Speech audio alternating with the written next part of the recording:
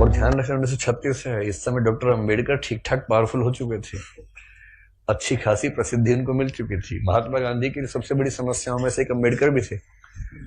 अंग्रेज तो थे ही थे, उनसे बड़ी समस्या ये है कि यार अंग्रेजों को भेजो ना, समाज क्यों बदल रहे हो।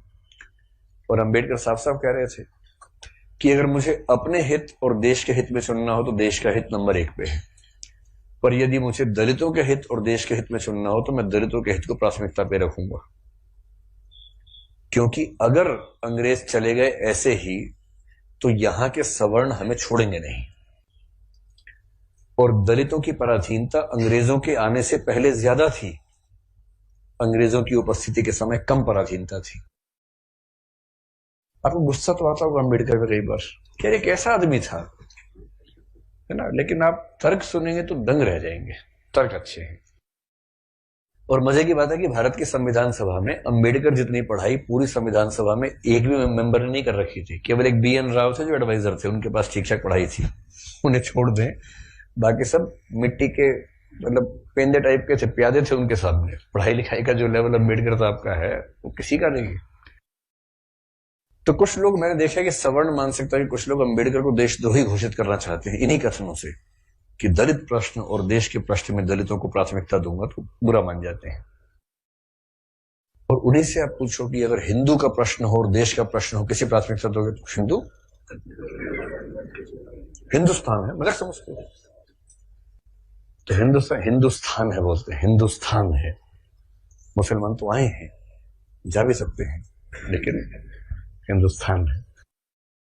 तो अंबेडकर उस समय पावरफुल हो चुके थे, और अंबेडकर को मैं तो बड़ा सलाम करता हूं इस सेंस में। आमतौर पर वंचित वर्ग में जब कोई पढ़ लिख लेता है ना, अपने वर्ग से कन्नी काट लेता है। रिजर्वेशन का सबसे बड़ा दुख ये है, रिजर्वेशन का सुख ये है कि वंचित वर्गों के लोग आने लगे हैं सत्ता में, और जैसे ही एक गांव से एक बच्चा, दलित बच्चा IAS बनता है ना, पूरा गांव IAS बन जाता है। आरक्षण के वित्तीय लाभ केवल उस व्यक्ति को मिलते हैं जिसको आरक्षण मिला है, पर सामाजिक राजनीतिक लाभ पूरे गांव, पूरे कुनबे, पूरे कस्बे, पूरे शहर को मिलते हैं। कि हमारे गांव का चंदू IAS बना है, और चंदू वर्ग में मान लीजिए SC ST में आता है, उस दलित जाति के उस गांव के और आसपास के 100 गांव के सब व्यक्तियों के पास कॉन्फिडेंस आ जाता है। कुछ बिगड़ा, चंदू को फोन लगा दिया, चंदू बिटवा देखिए जरा। अब पुलिस वाले ने रोका लाइसेंस के लिए, रुको बात करवाते हैं, ऐसे करके कह रहे किसको फोन करो, चंदू को फोन करो, छोड़ दो कोई बात नहीं, आप जाओ, आप गाड़ी कैसे भी ले जाओ, सिर के ऊपर रख के ले जाओ, कोई बात नहीं, हम कुछ नहीं बोलेंगे। कॉन्फिडेंस लेवल बढ़ जाता है। एक रिजर्वेशन का फायदा ये होता है, आर्थिक फायदा नहीं होता, रिजर्वेशन आर्थिक मामला नहीं है, वो सामाजिक राजनीतिक समतलीकरण का मामला है, उसमें उसको देखना है। और अंबेडकर ने, आजकल क्या होता है कि जो बच्चा IAS बनता है सबसे पहले कोशिश करता है कि उसकी जाति किसी को पता ना लगे कि वो रिजर्वेशन में है। और बहुत सारे लोग SC ST या OBC से रिजर्वेशन का लाभ लेकर अगर IAS बनते हैं तो कोशिश करते हैं कि शादी जैसे सवर्ण समाज में हो, क्योंकि IAS खुद एक जाति है, उस जाति में शादी कहीं भी हो सकती है, वहां जाति प्रथा बीच में नहीं आती है।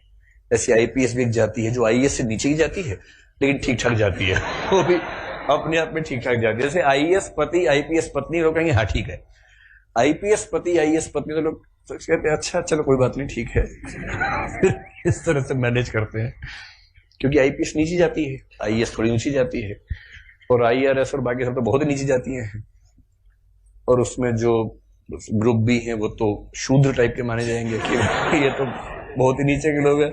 बेशक UPSC ने सफलता दी हो, पर ये नहीं चलेंगे, इनके 10 नंबर कम आए से इनको बाहर करो यहाँ से एक प्रकार की जाति व्यवस्था वहां भी है।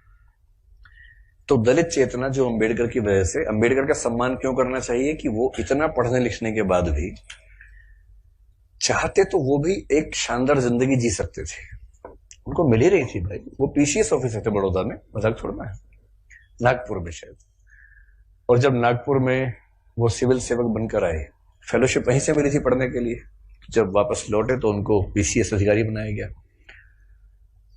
तो उनको कहा कि आप यहां रहना शुरू कीजिए और काम संभाल लीजिए। अब ये अंबेडकर के सामने सबसे बड़ी समस्या, अगर आप उनकी कभी आत्मकथा पढ़े, मैं कैसे बना, हिंदी अनुवाद उसका ये है, उसमें प्रसंग है कि नागपुर में रहना है उनको, क्योंकि वो ऑफिसर हैं, उनको अपने रहने के लिए कमरा चाहिए या घर चाहिए। ढूंढ रहे हैं पूरे शहर में, कमरा ही नहीं मिल रहा। लोग पहले पूछते हैं जाति कौन सी है, वो बताते हैं कि महार जाति का हूं। तो भाई कमरा नहीं है हमारे पास, हम किसी दलित को कमरा देंगे ही नहीं अपना। ये 1920-30 के दौरान नागपुर शहर की बात है। फिर वो कह रहे कि कई कमरे खारिज होते गए। एक और घर में गए, एक कोई दूसरा ऑफिसर था, वो दिखा रहा था, दोस्त के रूप में हेल्प कर रहा था। तो वहां मालिक ने पूछा ही नहीं कौन सी जाति के हो, इन्होंने बताया भी नहीं, ढिंडोरा क्यों पिटेंगे। उससे पूछा नहीं, उन्होंने बताया नहीं, कमरा मिल गया, रहने लग गए। और फिर वो देखते हैं कि एक दिन अचानक सुबह उठा तो बहुत शोर मचा हुआ था। मुझे लगा पता नहीं क्या हो गया, खिड़की से नीचे देखा तो हजारों की भीड़ हाथ में डंडे भाले हथियार लेके खड़ी हुई थी। उनको पता लग गया था कि एक दलित आदमी इस घर में रहता है और वो भीड़ मेरा कत्ल करने के लिए आई थी। और उसके बाद कुछ दोस्तों की मदद से पता नहीं पीछे के दरवाजे से कहां से किसी तरह से उनकी जान बचा के भगाया गया उनको। इस दौर से वो गुजरे थे। ये उसी देश की बात चल रही है, सारे जहां से अच्छा हिंदुस्तान हमारा, हम बुलबुलें हैं इसकी, ये गुलसिता हमारा, उसी की बात चल रही है। किसी और देश, पाकिस्तान की बात नहीं चल रही है, उसमें पाकिस्तान था ही नहीं, पाकिस्तान पेट में था उस समय। अभी हुआ नहीं था, मतलब होने वाला था, अभी नहीं हुआ था। तो उस देश की बात है। और जब वो स्कूल में पढ़ते थे तो स्कूल में पढ़ते इसलिए थे कि उनके पिता सरकारी नौकरी में थे, तो थोड़ा सा ठीक स्थितियां थी उनकी, इसलिए स्कूल में एडमिशन मिल गया। पूरे स्कूल में एक दलित बच्चा था बस, B.R. अम्बेडकर, बस, बाकी सब सवर्ण बच्चे थे। अब दलित बच्चा कैसे हैंडल करे? वो पानी पीने जाएगा, पानी को छू देगा, पानी पवित्र हो जाता है, उसमें हीलियम आ जाता है हाइड्रोजन की जगह। उसके बाद जैसे दलित बच्चा छूएगा, हाइड्रोजन के गुण बदल जाएंगे उसमें। तो एक व्यवस्था थी कि भाई पानी पीने की एक जगह थी सबके लिए, एक अलग से मटका था अम्बेडकर के लिए, अलग से रखते थे दूर, उनको वही पीना है और मटके को हाथ नहीं लगाना है। अब कभी कभी क्या हुआ, कई बार ऐसा हुआ कि जो आदमी पानी की व्यवस्था करने के लिए तैनात था वो छुट्टी पर चला गया, एक दिन 2 दिन आया ही नहीं। अब इसको प्यास लग रही है, बाकी बच्चों के पास पानी पीने को, इसको पानी पीने को नहीं है। कई ऐसे दिन गुजारे स्कूल में जब उनको पीने को पानी मिलता ही नहीं था। चेतना ऐसे बनती है, ये सब झेलने के बाद बनती है।